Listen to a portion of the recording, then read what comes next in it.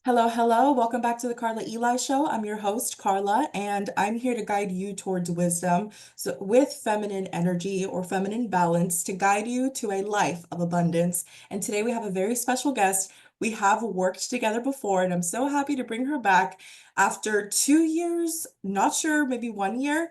Please Wow. welcome Marshana Dahlia Ritchie Spavento. I did the whole four names. Oh my goodness, thank you so much. Yeah, has it? I mean, wow, it may have been 2 years, but I am so glad to be back. And this will be an authentic girl chat because we have so much catching up to do, and I'm so glad to be back with you. My goodness, I know we do have a lot of catching up to do, and I am just ready to soak in all the wisdom that you're about to pour into us. And it's Yeah. interesting because as we uncover your origin story, it's very similar how we found our person. So I'm just ready to get down with you again. And so my first question for the intro, it's very basic. So Mm. please introduce yourself, occupation, age, relationship status, anything that you think will be valuable for us to know about you to add context to the next questions that I have prepared for Oh, us. absolutely. So, as you know, Marshana Dahlia Ritchie Spavento, a nice long sentence of a name. I am 43 years young, Goodness. and You look I am amazing. I know. I am happily married. I have been this Saturday coming up is actually my fifth wedding anniversary, and I'm so excited about that. We can't wait to celebrate. So I'm married. We do have a little baby boy together. He is 4 years young, our little Luciano. And I'm a stay-at-home mom. I'm a former dating coach. I don't do it anymore. Please don't ask. And I'm a content creator online. I create TikToks. Well, now what should we call them? Red notes. No. And I'm on other social media platforms. I do have my own website. I need to get more into that, and I will this year. So I'm excited to be here with all of you. Well, thank you so much for that wonderful introduction. We love a woman who can look amazing while doing so many different things. I know that we always try as women, and that's something that we're going to discuss here on today's episode. And I cannot wait for you to share some tips, tricks, advice, because I know that I need that. It's really hard to show up for myself sometimes when I have gajillion things to do, but we'll go through that journey later on in this conversation. So please, Marshana, let's talk about your origin story, meeting your husband. I Mm. want this to be very organic and very just go with the flow. So please, how did you meet your husband? You're about to be 5 years married. Congratulations. This Thank you to so me, much. yes, no, this to me means 5 years of learning how to effectively communicate, how to be loyal with each other, Mhm. commitment, how to work things out. Oh, it says so much. So congratulations, truly from the bottom of my heart, because that's an achievement. That's a big Thank achievement. you. Thank Um, you so much. absolutely. So please share, how did you meet your husband? How, the age, everything, everything, everything. I want to know. So I was 37 when I met my husband back in 2018, and we met on Bumble. We met through online dating, and we met using a method that I like to call the harvesting method, where I don't spend a lot of time on dating apps. When you think of it, the combined total number of days and weeks that I have spent on Bumble as an app is 14 days, 2 weeks. I did 1 week in 2016 using the harvesting method. I did another week in 2018 using the harvesting method, and my husband was part of that batch. So we met online very quickly. He proposed after 8 months of dating. 10 months after he proposed, we had a big splash wedding. My husband is an upcycled husband. So he was previously married. He was divorced when I met him. And being an upcycled husband, I thought maybe he didn't want like a big splash wedding. And it turns out that our wedding was way bigger than his first. So we got married. And then 10 months after we got married, we had a little baby boy, Luciano, which is just amazing because even though my husband was 48 when I met him and I was 37, neither one of us had children. So our little boy is our first, child. And we love him, probably our one and done, our one and only kid. And we just love him so much. So we are a family. And that's something that we really connected with at the beginning is not simply just having children, but starting a family, getting married as a foundation to start a family. And I'm so glad we found each other. No, that's wonderful because I would like to touch on that a little bit because I know that I have a lot of other questions that I want to uncover with you. But from your experience, from your personal experience now being married, 5 years and achieving all of these things, in your lifetime, can you say one or two words about building this sustainable nuclear family? Have you seen the blessings of doing it from pillar one, pillar two, pillar three, like step following, the conventional or traditional way, the way that you did? Would you mind just sharing a little bit of that? Well, I think for me to share my positions on that, I have to start by telling you all the honest truth about myself, and it's that I am not a feminist. I can't stand feminism. And I think that feminism is sold as freedom, but it's really captivity. It is captivity to think I don't need a man to have a baby. I'll just have a baby. I don't need a man in my life. I'll buy the house, I'll do everything. And I feel like it just puts so much responsibility on women in addition to the inherent responsibilities that we have, right? No man can help us be pregnant. We have to bear that responsibility on our own. No man can come and give birth for us. They can't even help us. We have to do those things on our own. So I think we add to our plate when we tote this. I can bring home the bacon. I can fry it up. I can pay the bills. I don't need a man. And I see women, they are my friends. Okay. These are women that I know, not people online, not bots in my comments, real women who have said, it doesn't matter. I don't, what would I need a man living in my house for? And every single thing is on their shoulders. These men have been absolved of the responsibility to their own children. They've been absolved of the responsibility to their own seed. And the women, these women, my friends, are bearing the brunt of life alone. And I'm not saying that they're miserable. I'm not saying that. Some of them are happy. That's the life they chose. They didn't want a life partner. For me, however, I never wanted that. I was raised by a wife and a husband, a mother and a father. Everybody in my household had the same last name. No one was here and no one was there. It was a sense of unity and continuity that gave us just like an insular layer to the real world, having a family. And so that was very key to me because I don't see it as freedom to just do it by yourself. I think that's like really hard. And of course, some people have to do it alone. Things happen. A loved one may get sick. Someone, God forbid, I won't even say the words. Anything can happen. Maybe people even do get divorced. There's a lot of things that can happen, but to start out from the beginning with this idea of I don't need a family, I can do it on my own, I wouldn't do that. I would not do that. I don't recommend it, but to each their own. I love that you opened up that conversation with saying I'm not a feminist. I think that a lot of people see that as an attack on women's rights for some reason. And I'm like, Mm. okay, are we not living the same reality? Like, how We free are are you when you become responsible over a baby by yourself? How free are you truly? And free. and it's as a nanny, because I've mentioned this before, I see the effects of doing everything on your own. I see the effects of not having stability, husband, wife, father, mother. I see what it does to the children and the quality of the children. And again, how we were saying, not everybody has the opportunity to have this stability, but for the most part, I would say at least 80% of people do control the outcomes and of, the conditions of how they want their children to be raised. Sometimes I say this a lot. Sometimes women do it out of ignorance and they don't know. And then through the Mhm. hardship, they learn and they're like, why did I do this?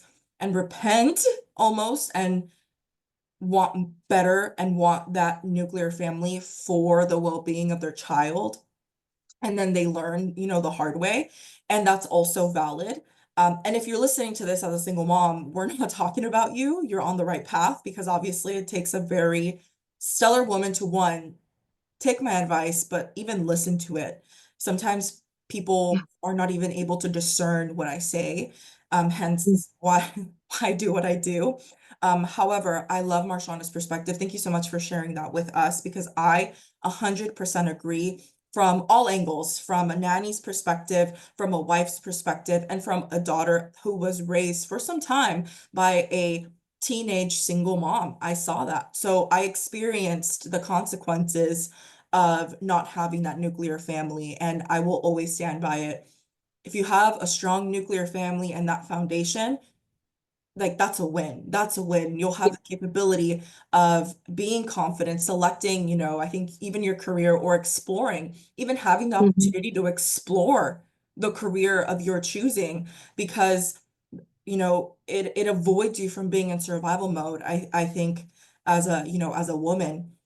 So thank you so much for sharing that. And this is a great segue to talking about um the dating apps. So you said that you met your husband on via Bumble. I also met my husband via Bumble, but you also use the term upcycled husband, harvesting season, was it, or harvesting method?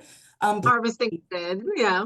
Please, please, please share with us what you mean by that. And yeah, we'll start with there. We'll start there. Tell us what you mean by these terms. Please show us. So I'll start with the harvesting method. You and I have talked about this before because I don't think that anyone should treat dating apps as a source of entertainment, something to do when you're bored. Oh, you get on, you scroll, you get on, you scroll. I think it creates a really bad habit.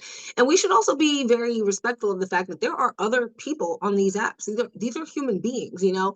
Women tend to take this position of like men dog us out, men do this, men do that. And yeah, that can be true. But sometimes we contribute to the toxic state of dating, right? So in order to not contribute to the toxic state of dating, I need you to understand that you too have a responsibility on these apps, and we're not going to use them for entertainment. We're not going to use them when we're bored. We're not going to use them for free meals.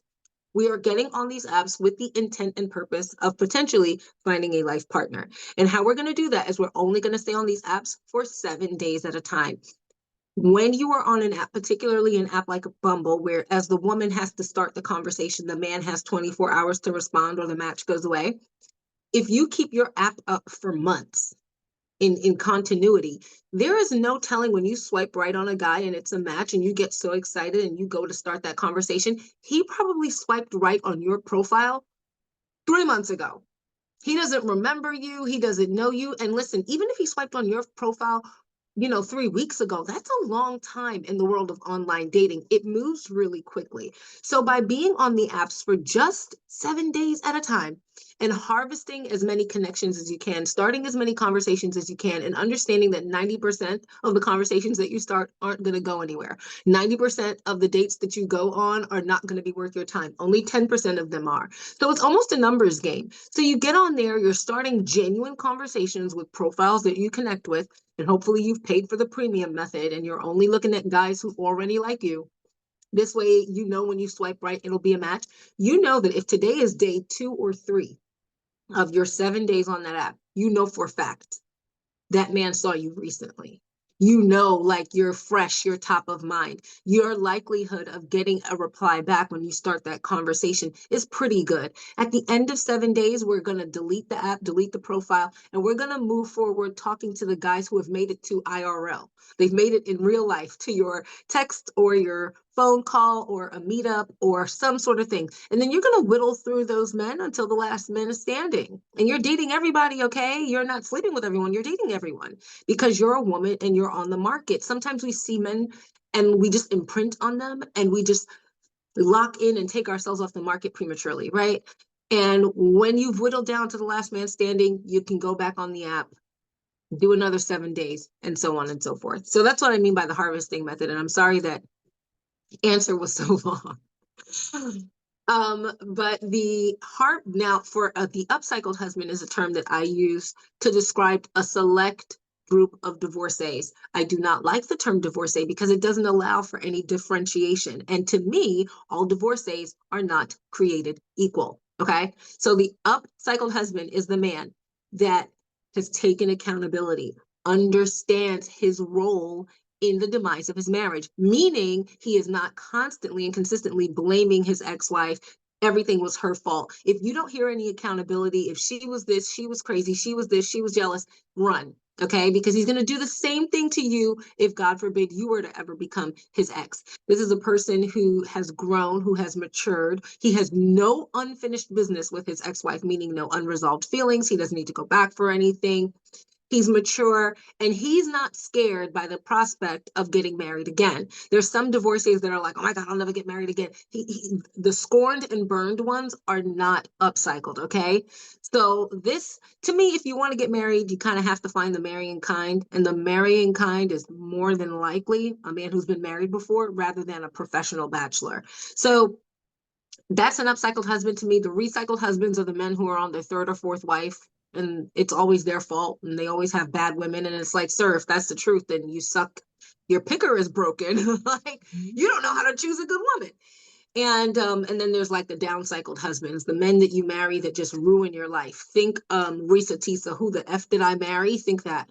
That's like a downcycle. So an upcycled husband or an upcycled wife for that matter. Okay, Mhm. is the divorcee who has done the work, has done the healing, has done the growing, is better, is not afraid of marriage, and would definitely get married again. I love that. And you said something in there that I'm like, ooh, let's talk about this. What do you mean professional bachelor? For example, Ooh, one of my girlfriend, well, not one, but last night actually, this was a topic of conversation. I was talking to two of my other girlfriends, and she's like, "Oh my gosh, there's this guy. He's 38. He's never been married. He's single, but like he's good looking. He has a good job. I don't understand why." Showed me a video, and I'm like, "Girl, he has Peter Pan syndrome. Like I can see that immediately from the video. So please." Share your thoughts on the professional bachelor and why you would be a little bit more keen to the upcycled husband than the professional bachelor. absolutely. So to me, a professional bachelor is a man, and I'm going to call it at 40. 38 is getting close, though. 38 is getting real close. But to be generous, and I'm being really generous, is a 40-year-old man who is of sound mind and sound body. Okay. And that's important because maybe somebody's single because maybe they're unwell in their body, maybe they have, mental issues or whatever. So I'm talking about a man who's sane, who's able-bodied, who has a career and means. And this is important because maybe if a man is older and he doesn't have any means, and maybe that's why he couldn't get married, right? He couldn't afford a wife. But if a man, like you said, to your point about your friend and this guy, he was good looking, right? He seems pretty okay and he has a good job. It's like you could easily have a wife. Why don't you have one? Okay, it's got to be you.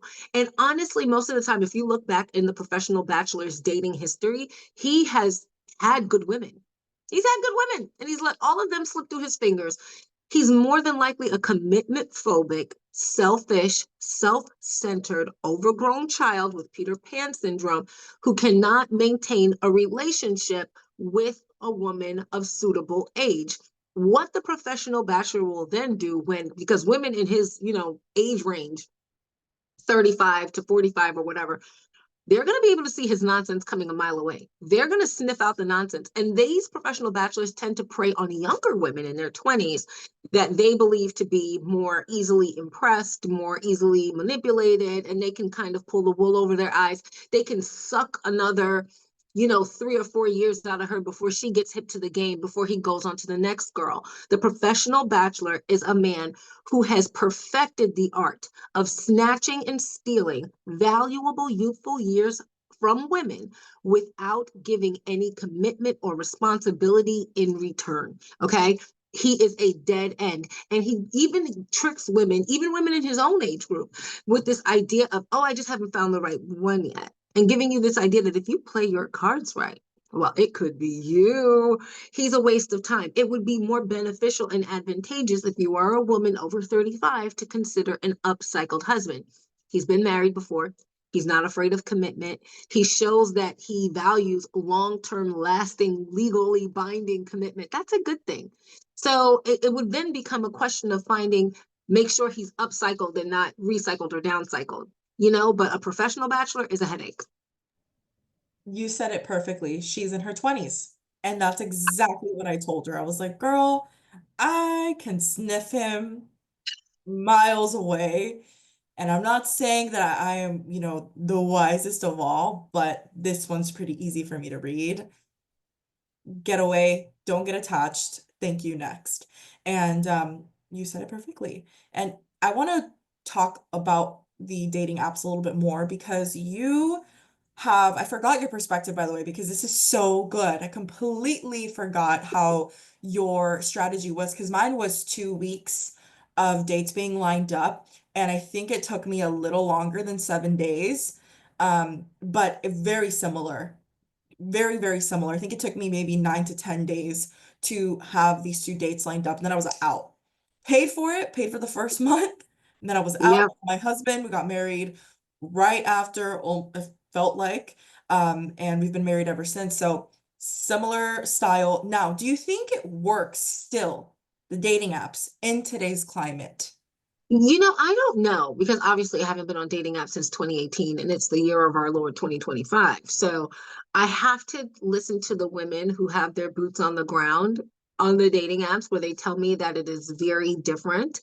And I think what could be contributing to the difference is that people are using it for a form of entertainment, on both sides. People see it as a thing to do to hook up. I'm bored for the weekend. Let me go catch someone online. Let me do this. So I do think that there is going to be a push, or there is a push currently to dating, in real life, to getting outside and meeting people. But hey, my husband and I lived 2 miles apart from each other on the same street.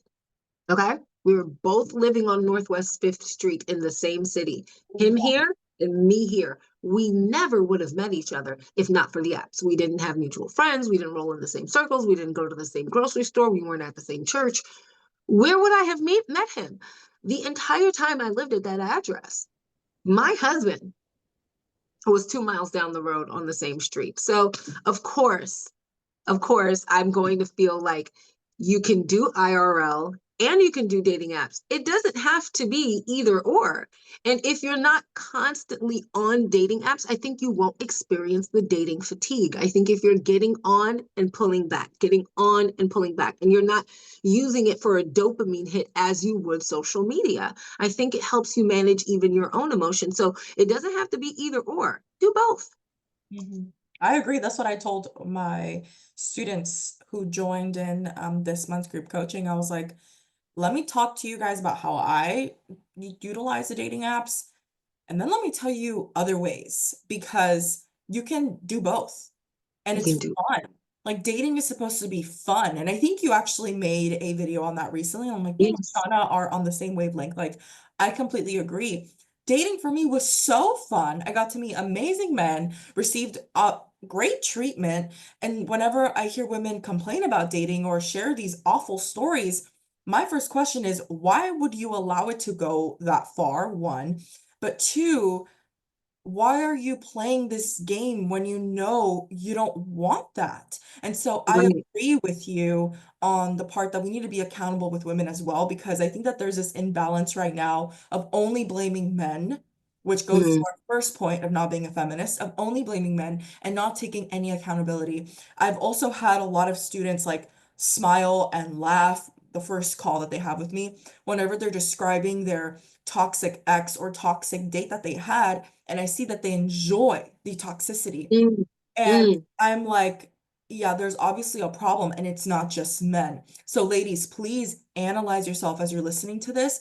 Do you have this immediate reaction of reminiscing of the past with your toxic ex? Do you smile and laugh every time you remember him pulling up where you were or telling you you couldn't hang out with your guy friends or him being extremely jealous and extremely quote unquote protective, but in a toxic way? And if that's the case, there's some inner work that needs to be done. And I don't think you should even be dating. No, Being frank with you. I think we all need to get together and agree that the only way that the dating market can get better is if the people who are undateable get the heck out, find a job, find a hobby, and heal. amen. I Hello? agree. Get out the market. Get to the back of the line. Get off the line. Don't be on the. Hello? I agree. Oh my goodness. Let's proceed with the third question, which is one of my favorite ones, favorite discussions with you because you explain this so well. Listen, I did this unintentionally without having a little slogan, but whenever you said this, this really stood out to me and stuck with me. You said, choose your standards over your feelings. Absolutely. What does that phrase mean? How did you apply it? And how did it benefit you in the long run? Well, you have to understand that feelings are not a good foundation for a marriage, for life, for anything, because feelings can change and feelings are fickle. And sometimes feelings have us and we don't have the feelings. And I think we need to get back into the part where we are in control of our feelings and our feelings are not in control of us. If you choose and lead by setting out your standards, your foundation, your feelings are not the determining factor of what tells you to proceed with a relationship or to end a relationship, right? So for me, family was paramount. And for me, family is built on a marriage, okay? So I had to get married and then have a child. My husband and I would start a family. That is a standard for me, okay? That's non-negotiable. If I had followed my feelings in my 20s, I would have been a baby mother a few times over because they were cute. It's always the cute ones. It's only the cute ones. He was cute and he made me feel good in the moment. But outside of moments, I didn't always feel good with these men. I didn't feel safe. I felt uncertain about the relationship. I felt uncertain about how he felt about me. I felt uncertain about where this was going. I felt uncertain about the time I was spending here. Was it worthwhile? All of that uncertainty didn't make me feel good. But if I had gone based on the feelings in the moment, you know, where would that leave me? So you can have conflicting feelings, but if you use your guideline, your standards, you use that as the baseline and you go based on that and you eliminate and proceed based on that, it becomes so much less about feelings. I have been married for 5 years. Take it from me. You're not going to wake up every day and feel so amazing about your husband. You'll love him. You'll love him, but you ain't gonna always feel this sense of euphoria. Okay, the butterflies don't always last. So it's important. It's so important to lay your vision first, lay your standards first, find out what your goals are first, and date and evaluate based on that, not your feelings. They will fail you. They will fail you. And so, what if those feelings are being unattractive to the person who gives you the best treatment ever? I recently received a DM where a lady reached out to me and she said, Karla, I met the man. I met the man. Mm-hmm. Best treatment, amazing, good man, treats me the way that I deserve and the way that I want. However, Mm-hmm. physical attraction level is 2 out of 10. What would be your honest advice for her? I mean, okay, so 2 out of 10, what does that mean? Does the sight of him repulse you? Like if he hugs you, like you're like, ick, get away from me. Because if he gives you the ick like that, okay, ladies, I'm not even gonna talk you around that. Okay. If it's literally just like, okay, the thought of him like kissing you or touching you makes you want to throw up. Okay, let's just move on. My other advice to this young lady or any young lady would be this. Why is it that the man, as she calls it, is not attractive to you? Sometimes we haven't healed enough and grown enough to the point where what is good for us is also what is attractive to us. Sometimes we're attracted to that bad boy because we are addicted to the drama. We are stuck in a cycle of anxious attachment where it's like, is he gonna call? Are we really going on a date for Friday? I didn't hear from him. It's Wednesday. Oh my God. Like you sometimes we like that chaos because it gives a little hit of dopamine, it gives a little bit of excitement, but heal to the point where you understand that the stable, safe, and secure man, you're going to be bored. I know you don't want to hear it, but it's not exciting every day when you live in peace comfort and stability. And some of this that stems from childhood. We lived in such uncertainty, financial insecurity. What was it? Was my mother going to be in a good mood when I came home today? I don't know if my daddy's really going to show up. Sometimes we grew up in a certain level of chaos that what is attractive to us are the things that are familiar. And that's the way the human brain works, right? So the goal is to deliberately and on purpose work on ourselves, be it through therapy or whatever it is you got to do, so that you are fully healed and you're at a place where what is good for you becomes attractive to you.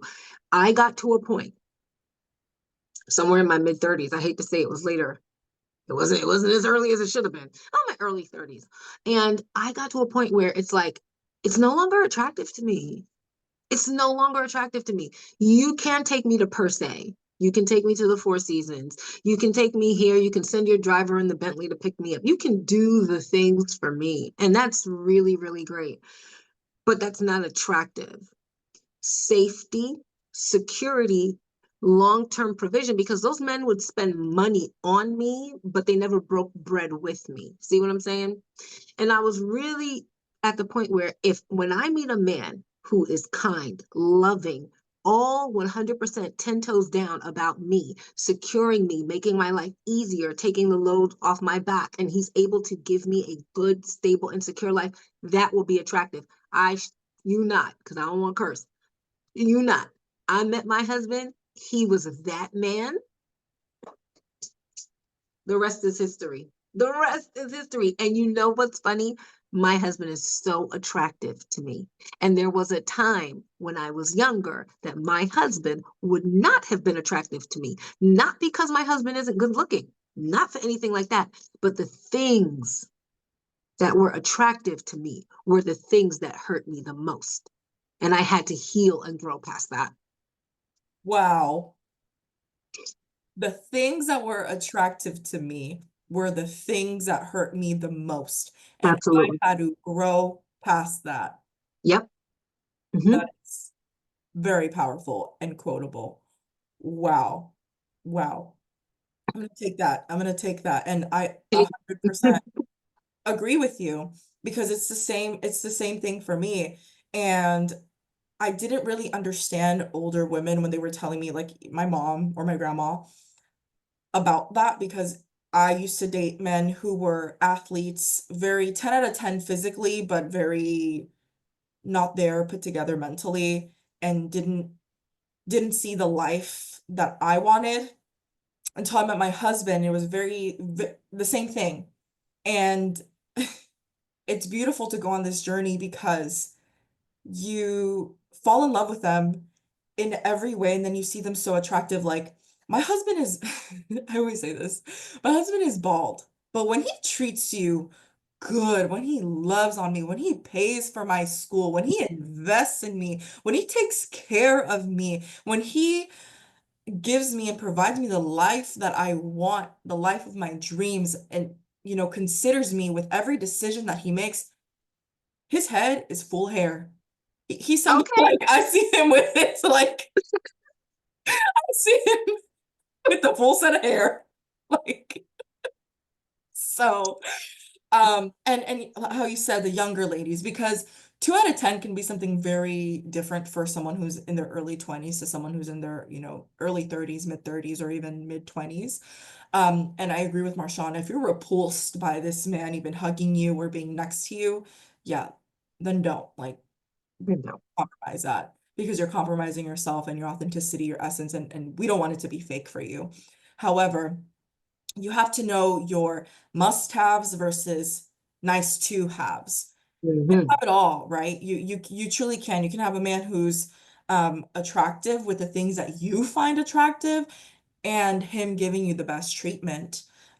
Because again, my husband's also not bad looking. He has a nice bod and he has beautiful, I think, like very good features that I really like. And now he's my 10 out of 10. Maybe to the Yeah, girl next door, he's, a whatever different ranking, but she doesn't know him the way that I do. that's right. And that's what matters. That's what matters. He's my 10 out of 10, right? My, I hear you. My husband's bald too. It was just a time where I would just been like, oh, just shallow, superficial, young and dumb, and I'm not saying that to judge other women. I'm talking about the previous version of me. I'm talking about myself. I'm not judging you guys when I say these things. I'm talking about me. And I am just so grateful that every single man that, I wanted so badly in my 20s, those men that hurt me more than anything, I'm glad they all dissed me. I'm so glad that none of them wanted the same things that I wanted. I'm glad they told me I was delusional and that no man would ever give me this life. I'm so glad they told me that, because if I had actually gotten my way and actually had any one of them as my husband, my life would be miserable. I would live in torment. We'd be divorced, actually. So, I'm glad that it's the 37-year-old version of me that was more mature and had grown, and the things that were attractive to me had evolved. I'm glad it's her that chose my life partner and not 27-year-old me. So grateful. Yeah, no, and you know what? That's actually something that I think about. I'm like, I thank my 22-year-old self when I first got married to my husband because it was one of the best decisions that I made for myself and for my life and for my family. Um, and so I completely hear you. And a lot of people also, since you mentioned, age 37, a lot of people like to think that when you hit a certain age, like you're done for, and it's not true. If anything, I just recently moved to Napa Valley. If anything, I realized, oh my gosh, being in your 30s is like, for personally, now I'm biased because I'm like, I kind of want to hit my 30s and be in my 30s because I feel like overall people take you more seriously. You have Yeah. established friendships, which we'll talk about in a little bit. And overall, I feel like that's really when a woman's peak, for in my opinion, because I Mhm. see it all around me, like there's this elegance to whenever we hit our 30s and we worked on ourselves in our 20s, like it really shows. It shows the work that we did. And so, would you mind just sharing a little bit about that on the faith aspect too? Like, did you ever have any doubts about finding your husband? Oh, absolutely. I had tons of doubts about finding my husband. I really didn't think it would happen for me. And because I want to be very clear about that, because a lot of women ask me, they hear my content, and obviously I'm coming from a place of encouraging all women, but particularly older women who society has said, hey, it can't happen for you. I want to validate that feeling and that space of feeling like, is it going to happen? When is it going to happen? I've been waiting all this time. And it's almost a blessing that you don't know when it's going to happen for you. Because when I started dating in the year 2000, some of y'all weren't even born, okay? But when I started dating in the year of our Lord 2000, when I was in my freshman year of college, or my second semester of my freshman year of college, is when I started dating. And I was 18. If 18-year-old me in the year 2000, okay, right at the top of the year before I turned 19, if she knew that it wasn't going to be until January, literally exactly 20 years, January of 2020, that I would finally be able to change my tax filing status from single to married, she would have lost her ever loving mind. She would have gotten desperate. She would have clawed. She would have bloodied her knees. She would have said, no, no, no, there's no way I can wait 20 years. I've got to make it happen. And I would have fought my destiny right into destruction. It's almost good that you don't know. So what I tell them is, have faith and have hope. The older you get, I know people will say you can't have this and you can't have that. And maybe the things that you want will look different, because the life I envisioned for myself, that little 18-year-old girl in January of 2020, that girl would have never envisioned the life that I have now. And this is like me now, like this is the life that I want, like this. I'm so glad I got this. But what she envisioned for her life was substandard. It was really subpar. And it's almost a blessing that I had been denied, like every door slammed in my face for those 20 years. So that way I could wake up. It's almost as if God knew, like, you're not even ready. Like, you're not even ready, sis. I know what you You mean. When you're ready, I'll give you something, because you'll get better than what you have to get now. You will take scraps. Okay. And for a long time, I did settle for scraps. So it's almost a good thing that you don't know when it's going to come. But what I tell you is, in the meantime, in between time, whether it's 20 years, 25 years, 30 years, use that time to heal, grow, elevate, refine your palate. Refine the things that you find acceptable. Refine your taste. Refine your intellect. Refine your travel. Do all of that because you are going to tune your frequency so high. Not that you're gonna not get anybody. Oh, your standards are so high that you'll get no one. No, no, no. You're gonna tune your frequency so high that it's like almost like a dog whistle to the men that hear it. It's not meant for everyone to hear. If you're hearing things like, you look like you're stuck up, you're on the right path. You think you're better than other people, you're doing something right. Oh, you a gold digger? Keep going. Oh, I look like a man gotta have a lot of money to date you. That's right. That's right. Keep going like that, like literally price yourself out of a certain market. And the older you get, it gets better. And you know what? The men are getting older too. Hmm? They're getting older too. And just keep in mind that I would say the older you get, the older you need to date. Because who's going to call a 43-year-old woman like myself old? Another 43-year-old man. You know, they're going to call you old. But to a 50-year-old, to a 53-year-old, ooh, girl, you young and hot. You Mm. smooth like a buttered biscuit. So just understand that the vision may look different than what you wanted it to be, but it can still happen. And it will happen. I love that. No, no, no, this is so good. And in regards to the frequency, that's you describe it so well. It's so true. And even for my younger ladies who are like, how the heck do I get there? I'm gonna be completely honest with you. My refining journey started when I was a lot like young because of the traumatic situations that I had gone through that I needed to almost. So a lot of my self-discovery journey started in high school, and I knew who I was and what I wanted in college. And a lot of the boys, because they were boys, knew that they couldn't mess with me. They didn't even try to because, I carried myself with like respect. You respect me. I'm Mm, not someone who's confused in who she is. So even if maybe because you're describing me when I was maybe, it sounds crazy, but it's just the way that it kind of happened for me that I had to go through. I went through a lot of things to, be the woman that I am here now. But that self-discovery journey for me started when I was really young. But due to, childhood and having to go through these hardships, and I'm so glad and thankful that it was also that way for my husband because by the time that we both met each other, we were like, okay, I see you. I know your mhm, capability. Let's make something together. We're both going to be successful. Let's just do it together. And it just made sense because he was 24. Again, I always thought I was going to get married to someone who was like 8+ years older than me. mhm. That's where I was. But my husband was right there with me. And I'm so thankful that God protected me from that because I like that we're in very similar ages and it just worked out for us in that way. So, and something else that I wanted to add here and be vulnerable with everybody and you too, Marshana. I 100% understand what you mean by God telling you you're not ready yet, so you're gonna get scraps. I used to want to live in Newport Beach or like the OC area. I used to think that that was like, oh, it's so much elegant, so much class is beautiful there. The people there are amazing. They take care of themselves, like very much my vibe.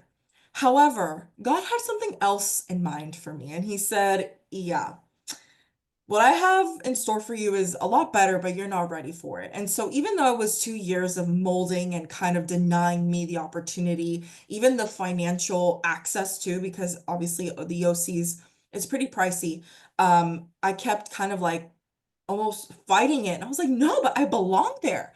Like, my heart is telling me that I belong there.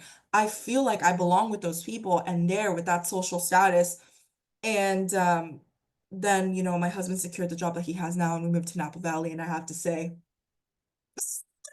what I was asking for was scraps. Was scraps. Okay, I'm so glad. And thank you for being so vulnerable with me and everyone else because it was scraps. I I'm a city girl. I'm a city girl. I'm a Brooklyn, New York, born and raised city girl. I lived in New York until I was 35. I mean, I lived other places, yeah, other places, but mainly New York was home for until I was 34. I'm lying. And I never saw myself as this little, like, I live in the middle of nowhere now. And I love it. I love having, I thought I dreamt of a New York City apartment. Can you believe? And now I live in a 4,000 square foot house. I was It's gonna all say. mine, so just keep, ladies, keep refining that palette, keep growing, keep healing. Tune that whistle, okay? Get to the point where the ones that aren't even qualified won't try it. My husband said something about me, and we have it on video. So he said when he was going through my dating profile, all he could think was, oh, this is going to be expensive. Good. But you know what? The only reason why you barked up this tree is because you knew you could afford it. Mm. Okay. I saw on a podcast the other day, or I saw a clip of someone talking about a podcast where these guys were like, oh my God, the major red flag is to see travel photos in a girl's profile. Like, you see travel photos, it's such a turn off. Oh my God, whatever, whatever. And I had a ton of travel photos in my dating profile when I met my husband. India, China, Greece, Italy, Switzerland, you name it, right? I love to travel. And that's what made him think it was going to be expensive. But the reason why it wasn't a turn off to him as it was for these men in the podcast is because my husband could do it.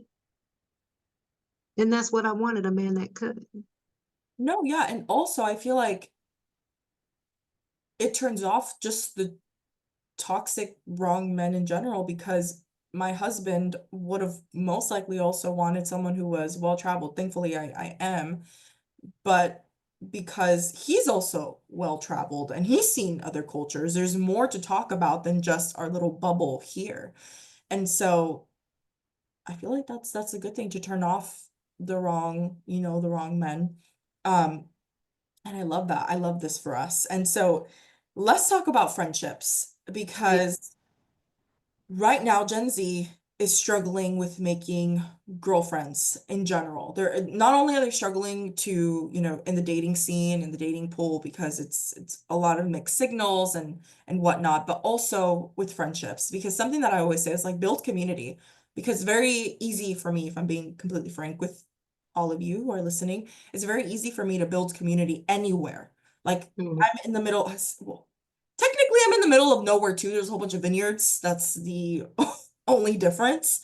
Um, but I can create community out of thin air, out of nothing. I could be in a desert and create my own community and, make it grow. So, but not everybody has, that the capability or the ability to do that very easily and quickly. So I want to learn from you. Mhm. What would you suggest us Gen Z women who are looking for community, or even, older women too, it doesn't really matter. What do you suggest for us to do to build sustainable long-term friendships with women? What are some character traits we should be looking for, or even, reflections that we should be making and questions we should be asking ourselves, like, are we even a good candidate to be a friend? Because something that I hear a lot is, well, women are just mean, so I hang out with guys. Please take it I away. mean, that's such a red flag when I hear that. Oh, women are mean. I want to hang out with guys. Any girl who says that to me, I instantly know that she's the mean girl. She's the mean girl that she thinks she's avoiding, right? But that aside, I feel a lot of compassion for women who are in their 20s who are like yourself, right? Way ahead of your curve, way ahead of your time, right? You're just so far down the road. I cannot, from my 43-year-old vantage point, looking at you at 25 now, right? And I cannot see what you would have in common with another 25-year-old. I can't find it. Like, I'm like, who? Ask, ask me the starting point of my friendships. They're in their 30s. That's why I'm like obsessed with women in their 30s and 40s. I even have a girlfriend that's in her 60s. Like that's where I'm at. And I get annoyed with women who are my age because the etiquette's not there yet. Like there's a lot of things. So you're right on that. You're right on that point. So if you're the kind of woman like Karla, you're listening to Karla's podcast, you probably are of similar mindset. And if you're in your 20s, you're probably, again, light years ahead. So when you're a person like yourself, you're going to struggle in your 20s. I hate to be the one to tell you, but I tell you this because I love you. I'm even going to hold your hand, hold your hand, and say that you're going to just struggle. You're going to struggle in friendships and you're going to struggle in relationships because men who are of appropriate age for you to date are not gonna get it. And women of your age, they're not going to be married like you, Karla. They're not going to be, they're running around. They're still bopping. They might be doing dances on TikTok. And meanwhile, you're on TikTok educating the masses. It's very different. One of my closest friends, so the Chinese zodiac has 12 animals, and there's a different animal for each year, right? So if this year is the year of the pig or the dog, I don't even know what the year is, that year doesn't come back for another 12 years, right? Follow me. One of my closest friends, I call her my sister. We are so far apart in age that we're both roosters. She's a rooster and I'm a rooster. We are 12 years apart. And I've known her, we've been close since she was in her 20s. She is now 31. But we've been close since she was in her 20s, right? And I'd be like, girl, what you gonna do? Like, and she would date guys who would be like 29, 30, 31, 32, and it would never work. And I'm like, okay, let me ask you a question, young lady. How old are your closest friends? We're all in our 40s. And anytime she tries to forge relationships with women in her age group, just like you said, the etiquette is not there, the refinement is not there. They're in a different place. I'm telling you that story to tell you this, ladies. If you're looking for friendships and you kind of find yourself running into a dead end and you have done the self reflection and deep down, you're not a mean girl, you're not nasty, you're polite, you say please and thank you, like like you're a solid person, you're going to need to go to events and things where the 30 plus women are hanging out. I'm gonna need you to go there. And if you're in your 30s and you're struggling like this, you're gonna need to go where the 40 plus year old women are.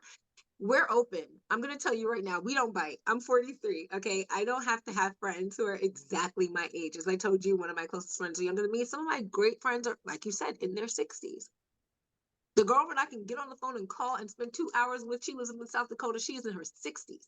And some of them are in their 50s. And I think it's good to have friends in different age ranges because like attracts like, and then iron sharpens iron, right? You're only going to get better. You're only going to become more refined. You're only going to roll in a more, you're going to have better experiences. So if you're struggling, I would say maybe branch out a little bit. But if branching out is not your thing, do something, look inside, make sure it ain't you.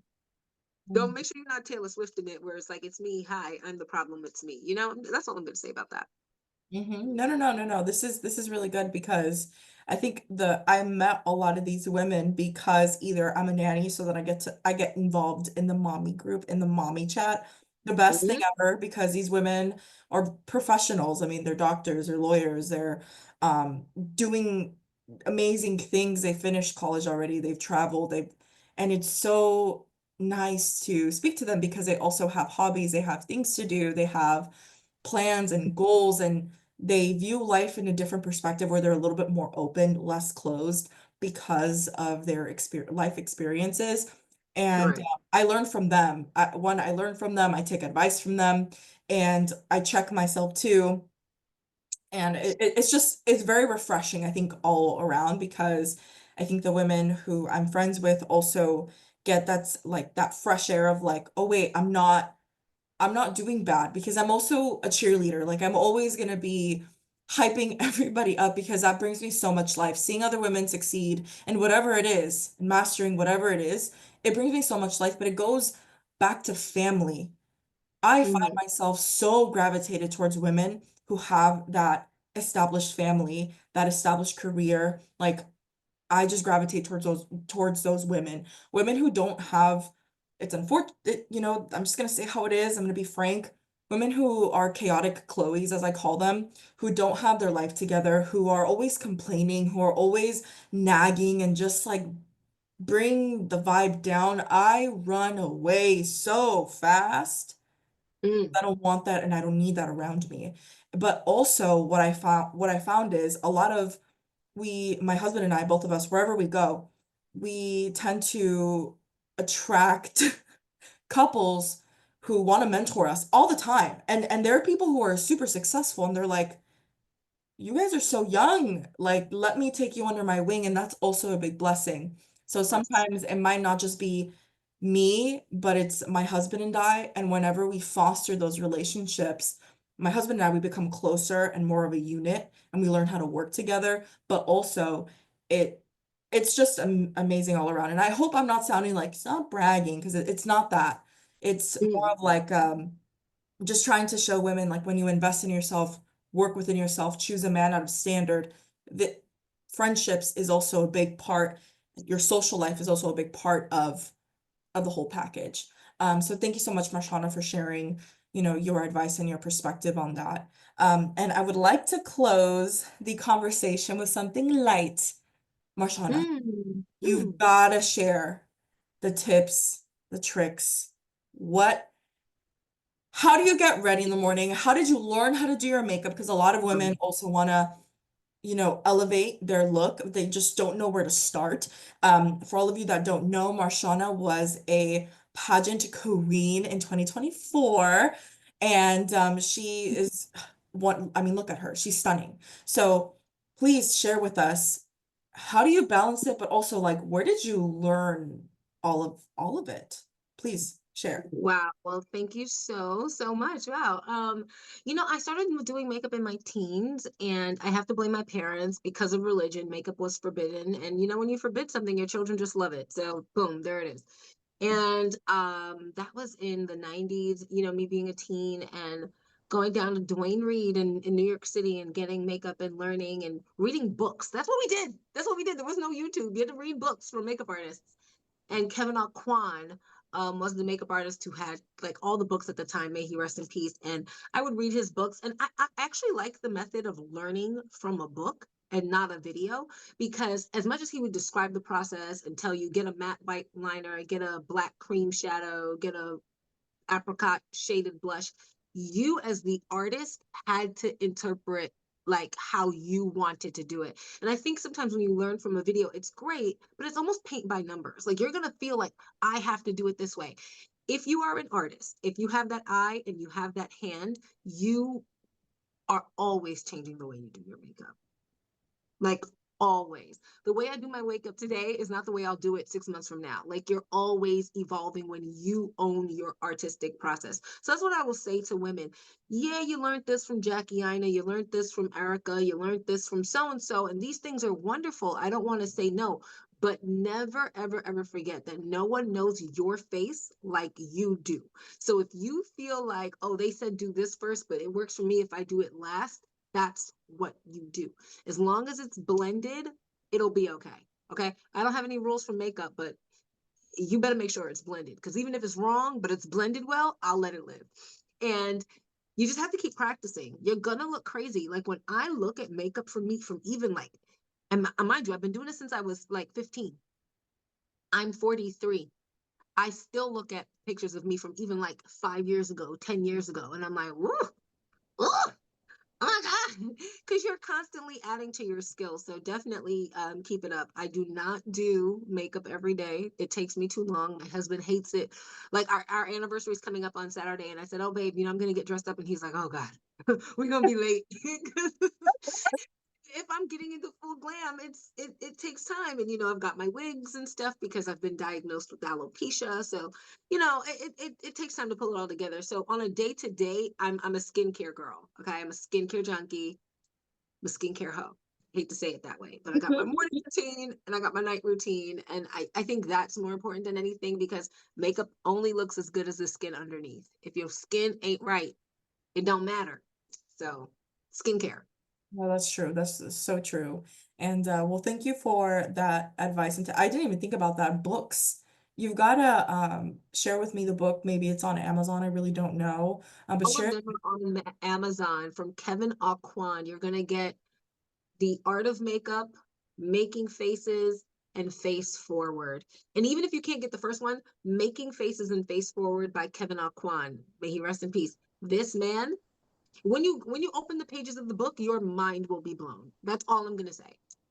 Okay, I'm gonna probably look at it and take a look because I'm getting bored of my usual. But it's because I'm also a skincare person. So like I don't want to I don't know yet, but I definitely need to step up my game because I see myself being on media for my career, and that's definitely something I need to master until I have a whole team that can do it for me. So I'm gonna take his book and read it. Um and this leads me to my absolute last question. Okay. Hot take, your opinions, your honest, true opinions. Should a woman marry for love? Please share. A woman should never marry for love. And this is the hill I'm gonna stand on because I ain't gonna die on it. I'm gonna stand on this hill. Never marry for love. Marrying for love is just it's a poverty mindset.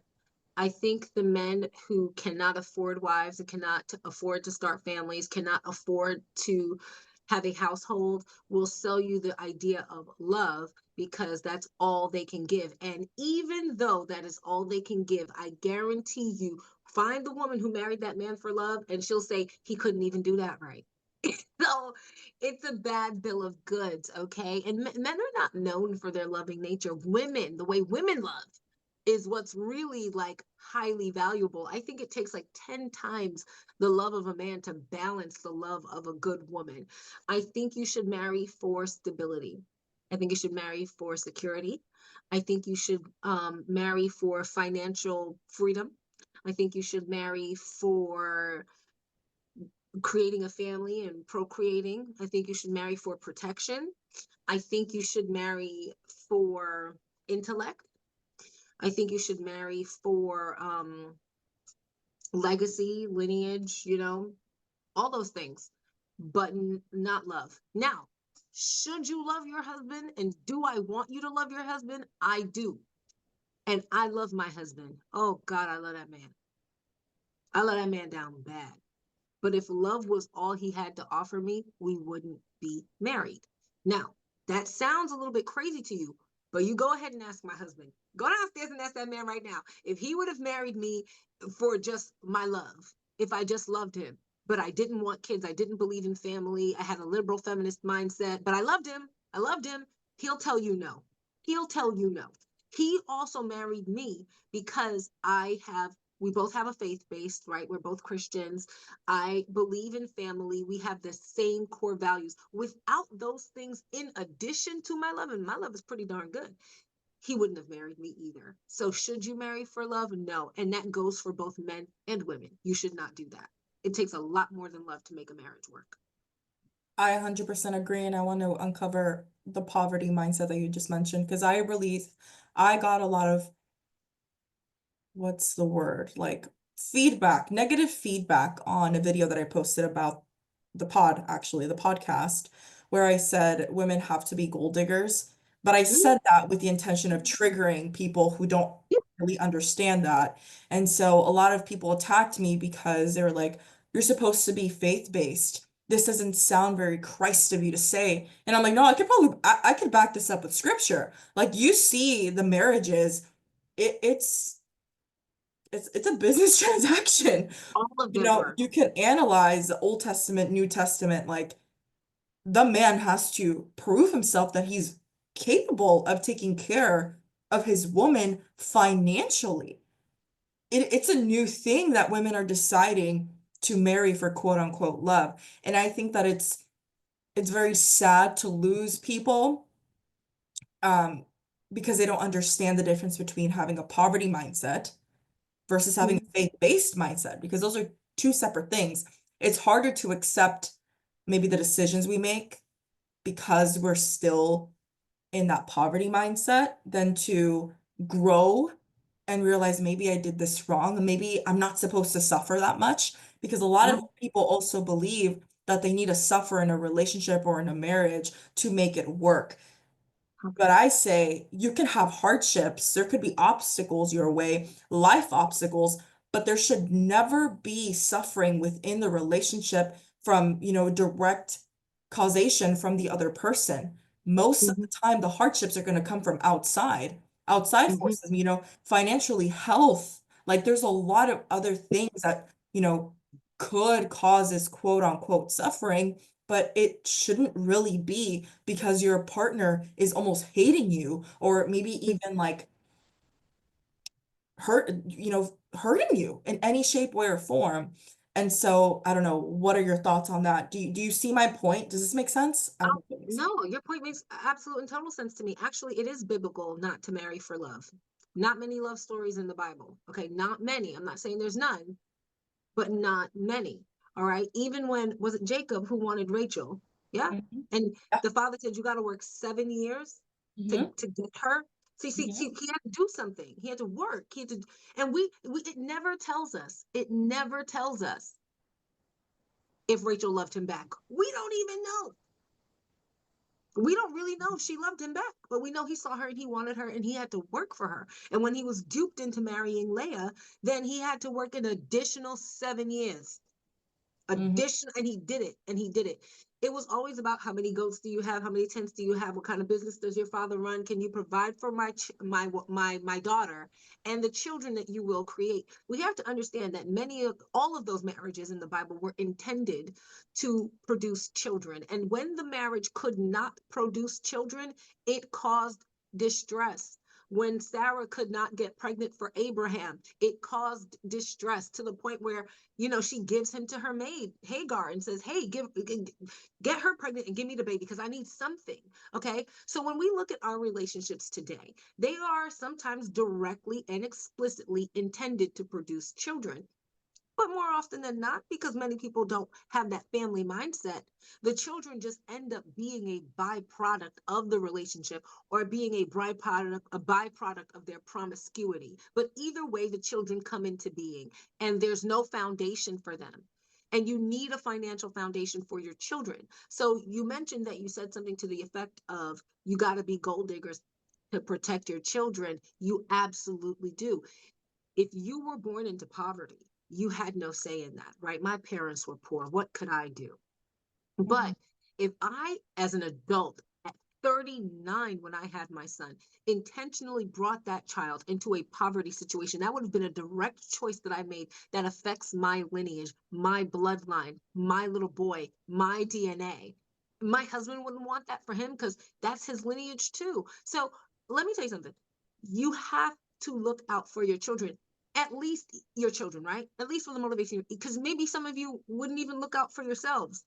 But I'm going to appeal to the maternal in you as a woman and say that you absolutely have to make sure that you are doing all that you can to give your child a stable footing. And that does include the finances. Anything can happen. Anything can happen. But we're not going to go into the situation at a deficit. You know what I mean? If something happens down the road, we deal with those bridges and we cross them. But you should do your best in the beginning to set your child up for success. Okay. I do not care. I stopped being offended in my 30s about being called a gold digger because I knew it was an indicator that I was doing something right. And the only man who would open his mouth to say that to me was the man who was not even in the running in my life. Like you don't stand a chance. It was a way that they could self-eliminate. It's okay. If you're hearing that, you're on the right path. And what I used to make the mistake of in my 20s is when men would say that to me in my later 20s, I would try to talk them out of it. Like, no, I'm not like that. I mean, I don't care about money. Idiot. So stupid. No, I know I did. I did not give 2 cents. It was bad because I was expensive. I was expensive, and my dad provided a comfortable lifestyle for me, and I always thought, why am I gonna settle for less? So he needs to be able to give me that or better. Or Hello? Or better. And you said something, um, on something else, speaking to the maternal in you, right? A trend that I've been seeing a lot is being child free. I'm sorry, mm. Marshawn, I'm keeping you here longer than I Fine. intended to. Is that okay? I want to make I'm sure it's okay. not. I'm We fine. okay. Um, what would you say about that? Because it's also very hard for me as someone who's educating women who want to be wives when they ask me, what if you don't want to be a mother? What if you don't even want children? But they still want like a provider man and someone who, treats them all. I think that that's good. However, I get stomped there because the whole purpose for me at least is to like create that nuclear family. I feel like it's a it, it's such a blessing. I get so emotional every time I think about it because, I'm a nanny for crying out loud. I love children. I do it for fun. I do it for fun and I have so much fun doing it. So I don't really understand, women who don't have that. And I would say, well, thank you for being honest about it and upfront that you don't want children because we don't need more moms who don't want to be mothers who mistreat their children. However, what are your thoughts on, women who almost demonize babies and children? Because I've been seeing this trend a lot lately. Not saying that all women who want to be childless demonize, babies and children. However, I've been seeing this subtle trend of women basically saying, well, if you are a mom, you're kind of less than because I chose to be child free. And even though they claim, especially online, they claim that the child free women aren't judgmental, I feel like they kind of are. I don't know. What's your take on that?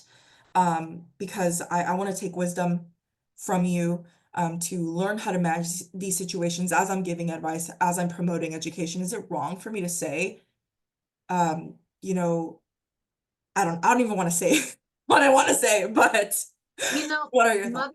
mo motherhood is a calling, right? You gotta be called to this. If you are not called to motherhood, go ahead and sit this one out. I won't judge you for it, okay? Now, if that calling is not on your life, fine. But if for some reason your only motivation for remaining child free is because you can't find a suitable partner, or you're disenchanted with dating, or you think there are no good men left, that's a little bit dicey and tricky, because I do believe there are good men left. I do believe you can find it. I think they are frustrated because maybe they have a certain value system in their mind and they're not finding it in the real world, and they're getting discouraged. So they're like, okay, abandon ship, right? And I don't want to judge anybody for wanting to remain child free. And it is impossible for me as a mother to explain to any child free woman what it feels like to get a hug from your child, what it is to give birth and hold not a baby, your baby in your arms, to see your baby take their first steps, to see your baby have fun, play soccer, kick a ball, experience something for the first time. I cannot explain that. The only way to understand what that means is to have your own baby, because no matter how much you love kids, there's nothing like your kid. You could be in a room with 50 children and with 50 different mothers. If your child says mommy, you'll know that that's mine, that said my name. It's such a connection, and it's such a beautiful thing. I also understand that the only reason I can even have this perspective of motherhood and this joy of motherhood is because of the privileged position that I am in as a wife whose husband provides. I can stay at home. I live in an area of the world that is relatively safe. I am not worried about, other things. I have sufficient shelter. I have sufficient food. I live in safety. We are healthy.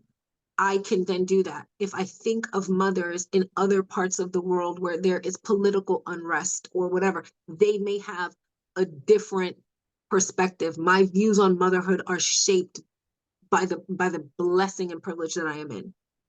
I say that to say this.